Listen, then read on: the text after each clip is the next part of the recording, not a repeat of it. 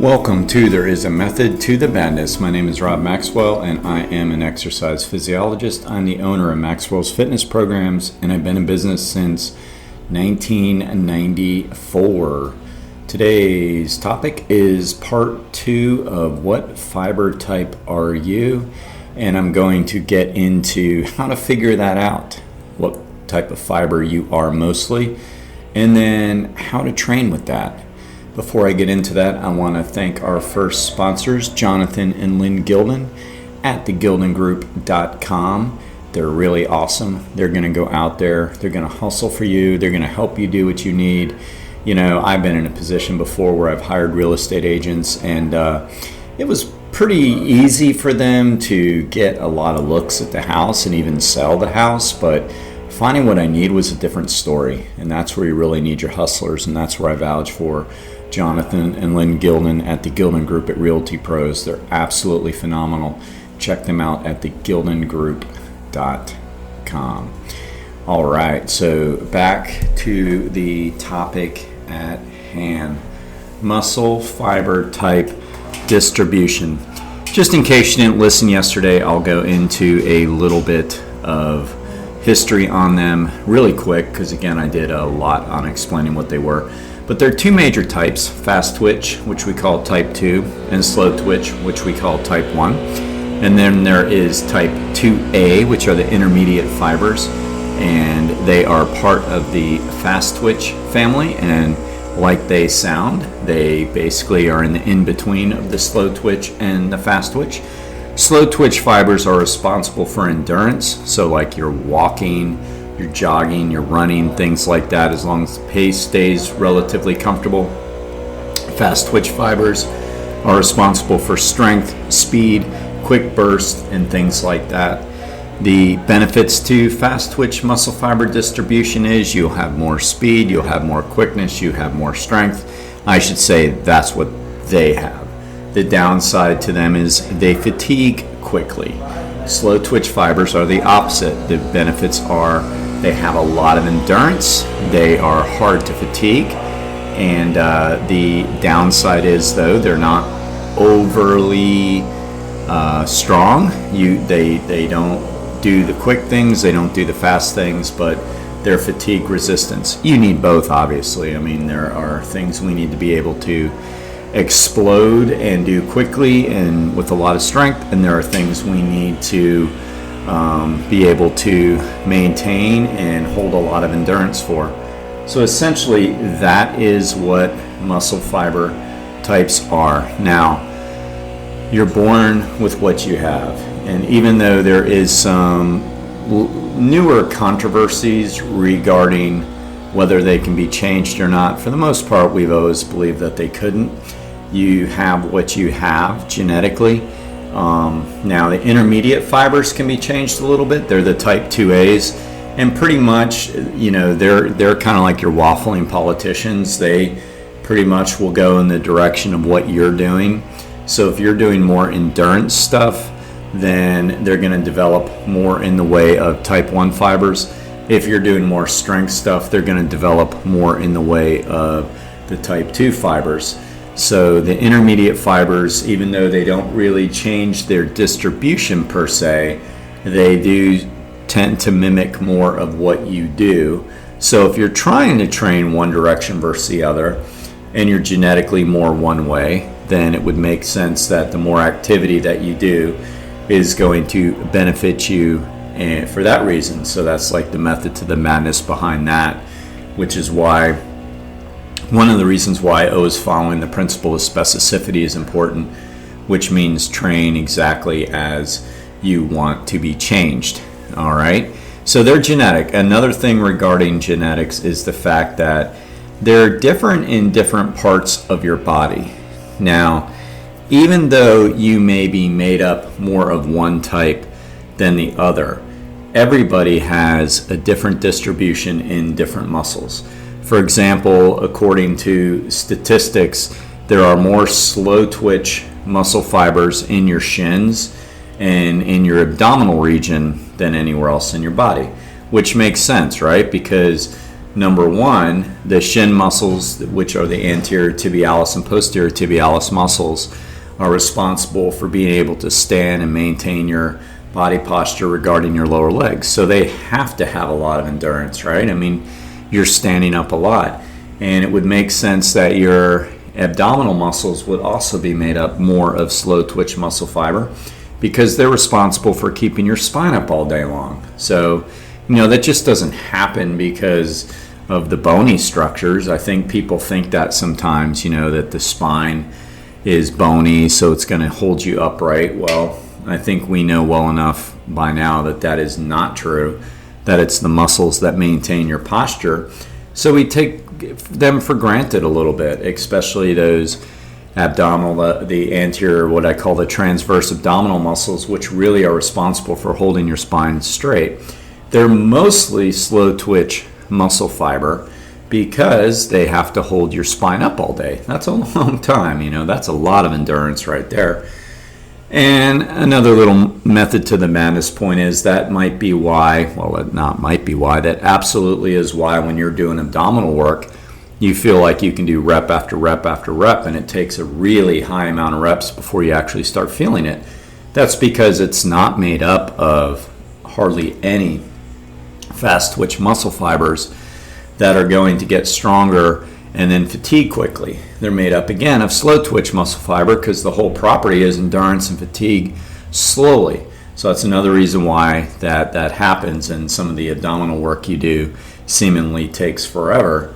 That's a whole nother issue whether we even need to be doing that much, but the point is it's made up mostly of slow twitch muscle fiber. Now the quads and calves typically have a lot of fast twitch muscle fiber, and if you've ever done leg extensions and right away you start saying, oh man, I'm feeling this already, well, that's pretty much because, and that's not a bad thing, the fast twitch muscle fibers are in your quadriceps mostly, and they're fatiguing kind of quickly. They're also very strong and powerful, as can be the calf muscles, as the pecs, the pectoralis major and minor, which are the chest muscles, are made up mostly of fast twitch muscle fiber. Now, when I say mostly, again, it depends on what your fiber type is. Are you more slow? Are you more fast? Or are you somewhere in the middle?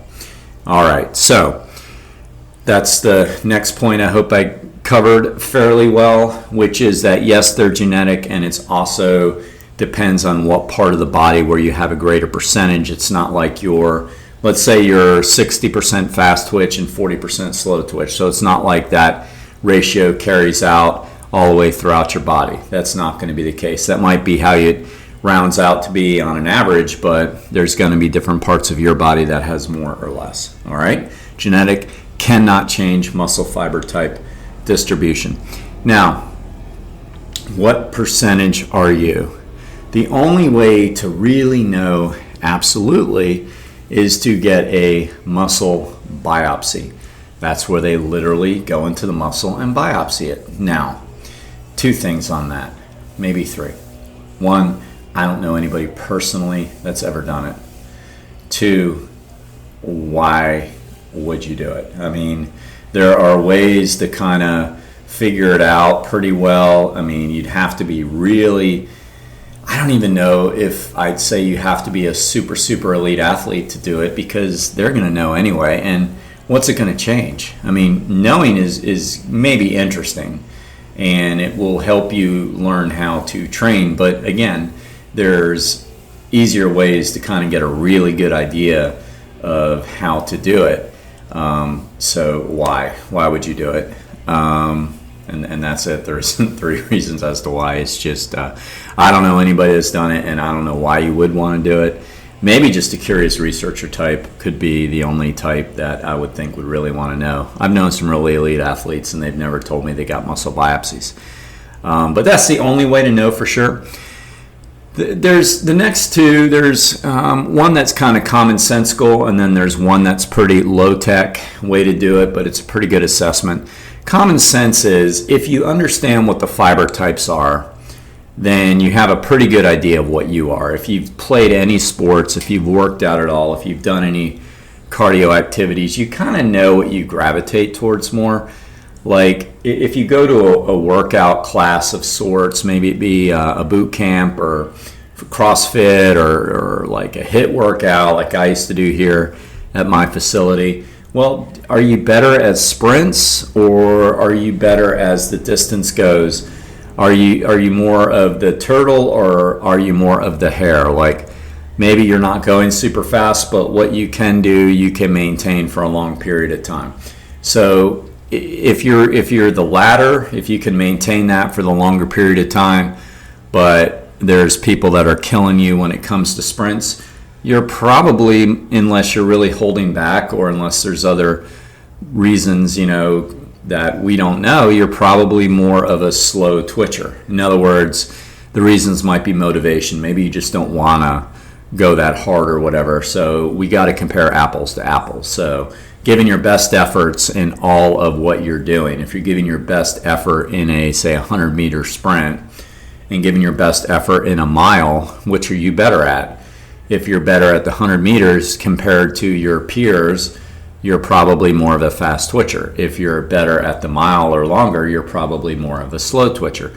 By the way, just for accuracy's sake, the mile is considered more of a middle distance event, and it's actually 50-50 as far as what muscle fibers are used. Believe it or not, there's a lot of fast twitch muscle fibers used in a mile. 50-50, as a matter of fact, 50% of that individual. So, both parties can probably do pretty well in the mile, whether you're a fast twitcher or a slow twitcher. There's so many other variables that determine winners and determine fitness and determine all these things. So don't let slow twitch, fast twitch be like the determining factor as far as like, should you be a power lifter, 100-meter sprinter versus a 5K or even a marathoner. No, don't let that be the reason why you pick one or the other, because you can do both, and most likely you're pretty 50-50 anyway. So it's just, for the sake of being interesting and learning a little more about physiology so you can make good determinations into your training is why I like to cover this. Another way you can kind of know from a commonsensical point is when you go to the gym, are you strong? Have you always been pretty strong? Like if you're a guy and you're going through high school and all that, have you always had a pretty good bench press? Did you play football? Did you play basketball? Those would be more like fast twitch things. Were you more cross country? Were you not very strong, but you can go all day? You had a lot of endurance. That's another way to tell what you are, is basically what were your favorite activities in the gym and then the sports you picked. So those are kind of like the common sense ways. I think you can almost look at somebody and get a good idea, not always, but get a pretty solid idea of what they are. So, and then the third way you can find out, so muscle biopsy, second is common sense, third is little tests you can do. You can actually do it in the gym. So let's say that you take an exercise that's predominantly a fast twitch dominant exercise. So like a leg extension, a chest press, whatever. Something that requires a lot of muscle. If you go to failure you have to use a good weight to go to failure. But if you go to failure, say with 12 reps, determine what your load was and really work hard, and then rest 1 minute. Okay? Rest 1 minute. This is just a little test you can do anywhere. Keep the same load on. If in 1 minute, and again, there's so many ifs, that's why I kind of hesitate, so you have to understand, like you have to compare apples to apples. You really have to go to failure on this set for there to be any accuracy in it at all. But if you go to failure at 12 reps and then you rest 1 minute and you do the exact same thing again, if you can't get 8 repetitions in the same form, you can't first time go real slow, second time whip through them. No, you got to compare apples to apples. But if you can't do 8 reps the next time you attempt it, you're probably more fast twitch. You probably also used more weight than the person who tested as a slow twitcher too. So remember the trade-offs. You can use more resistance, load, but you also fatigue quicker. If you got like between 8 and 12, then you're kind of in between, you're medium, which isn't so bad. If you got more than 12, you're probably more of a slow twitcher. So that's a pretty good ballpark way to figure it out. You can test different areas. But, I've done that with people just to see, and I'm usually right. There are people you train, or I've trained through the years, it's like they can just keep going and going and going. And you think they're only going to get 12 reps, but they keep going. It's like 15, 16, 17, 18. You're like, oh, well, this is clearly too light. And then you give them a sufficient rest in between sets, 30 seconds, whatever, and increase it just by 5 pounds, and they can barely do any. And it's like, whoa. And, you think they're holding back on you and all this, but it's like, reality is they're slow twitchers. Like, you add a little bit more load and it does them in. And then you can have the opposite scenario where, like, you just keep adding load to a fast twitcher and they're able to do it. But then you try to extend their reps and they can't. It's like, we call it kind of like shitting the bed. It's like, oh man, like you just went from 3 to like nothing. It's like, boom, they're done. And you're literally pulling the weight off of them. It kind of sucks the spot of pure fast twitcher, because once they're done, they're done. There's like nothing left and you're literally pulling the weight off them. Where a slow twitcher never, they never really lost it completely. So they're easier to spot. I'm not saying I'd rather train slow twitchers. It's just kind of a funny observation I made. Now, a little bit more on this before we wrap it up. So you might be wondering, well, isn't it great to be medium? Well, the answer is yes and no. I mean, if you're medium, you're a jack of all trades. You can do a lot of different things. But the elite athletes are going to be one more than the other predominantly. The super elites are going to be like 90-10 percentage-wise. So the super elites, we're talking like the pros, or the Olympic hopefuls, depending on the sport, because some sports there's really no sense in turning pro. There's no money, like swimming. Well, I mean the Olympics, but we know that's mostly amateur, and some of them get great sponsorships, but it's not like making the NBA or playing football, making the NFL, making Major League Baseball and all that. So, they're elites too, those more of the individual sports, at the elite level, the Olympians and people like that. So whatever, but the elite athletes, whether they be super high-level amateur that are at the Olympic level or professional, they're going to be like 90-10, 90% one direction, 10% the other. So an elite marathoner is going to be like 90% slow twitch muscle fiber distribution, 10% fast. They don't need a lot of kick. A elite 5K'er is going to be like 80%, 20%, so 80% slow twitch, 20% fast twitch. So it's funny sometimes when you listen to people describe that don't understand science very well. They'll say, like they call a sprint triathlon, and I just did it because it's the name, but a sprint triathlon. So that's like indicative of sprinting. It's like, no. Like at best, there's 20% fast twitch muscle fiber distribution, especially on the running portion. And different sports have different distributions. Like fast twitchers tend to do a little bit better in cycling than they do running because it takes more power to push the pedals. So, there's different sports, but, when you're comparing apples to apples, comparing like running, different running races, the 5K being one of the shortest as far as competitions go, outside of the mile they do in amateur sport, you're still like 80-20. So, in NFL linebackers, NFL running backs, NFL wide receivers, NBA ball players are like the opposite, 90% fast twitch muscle fiber, 10% slow. So like they can run up and down the court in sprints and knock you on your ass as they're going for a rebound, and they might be the most elite looking athletes you've ever seen, which they are. I mean, NBA ball players, the top notch ones, man, those guys are in shape, right? But like some average ham and egger could probably beat them in a 5K if they have even 50-50 muscle fiber type and they're roughly the same weight, which is hard because NBA ball players probably weigh a whole lot too, even though they might only be 4 or 5% body fat. So really, no, it depends. If your goal is to be an elite athlete, you gotta have to really have that genetically strong fiber type in one direction. That's one of the genetic things. If your goal is to be all around pretty good, then yeah. So like everything, there is no right or wrong. It's just, the way it is with that. Understanding where you are is important, because then you can really train it. Then you can train where you should be. If you know you're more of a fast twitcher, then you're going to need a little bit more recovery time. But if you are going to do endurance events, then you're going to want to cut that recovery time, because basically you're trying to train everything in you that is trainable to act with more endurance. So one of the best things you can do is do longer repeats with shorter recovery times. In other words, go against what you're comfortable with. That's always the key to getting better at anything. So you go against it. You're not going to want to start yet. You're going to feel like you haven't recovered yet. That's the best time for you to go.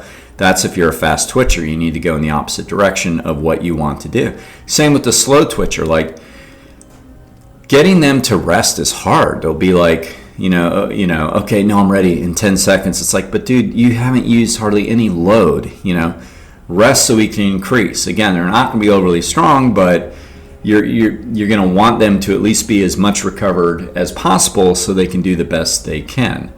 So, that's the other side of it, is forcing people out of their comfort zone. And it's funny, you think, well, don't they like that? It's like, no, it's funny. They're like, they want to go right now. You almost have to like grab them and say, rest.